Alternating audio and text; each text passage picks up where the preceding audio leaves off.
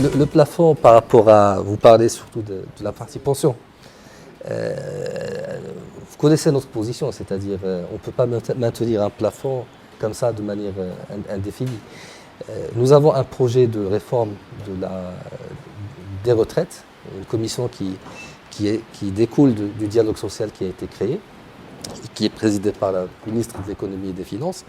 Je pense que dans le cadre de ce projet de réforme, l'idée, effectivement, c'est que si on fait des réformes paramétriques sur le régime des pensions de la CNSS, du secteur privé, c'est que parmi les ajustements à faire, c'est aussi d'indexer peut-être le plafond à quelque chose. Ça peut être un multiple du SMIC, comme ça quand le SMIC bouge, le plafond bouge automatiquement. Mais on ne peut pas maintenir ce plafond-là.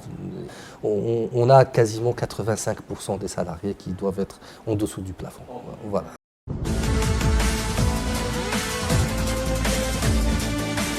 Non, il n'y a pas eu de décision à ce niveau-là. Je vous dis encore une fois, ce qu'il y a eu, c'est que si vous voyez le dialogue social, il me semble de mémoire que les décisions qui ont été prises sur la partie retraite, entre autres celle de dire 3240, on les baisse à 1320, ont été appliquées. Donc il n'y a pas de souci par rapport à ça. Maintenant, augmenter de 1000 à 1500 dirhams, moi je veux bien, mais qui va la financer? On sait très bien que le régime des pensions du secteur privé va épuiser ses réserves autour de 2037-2038. Si vous mettez 1500 dirhams, vous tuez le régime tout de suite.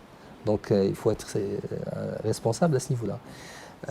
On veut bien augmenter les pensions, mais il faut voir de l'autre côté l'équilibre global des régimes et pour qu'ils puissent tenir ces engagements.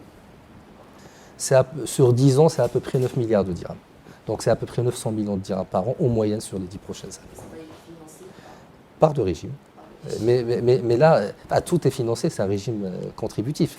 Donc, mais nous considérons que c'est finançable parce que ça ne baisse pas de manière significative l'horizon de viabilité du régime.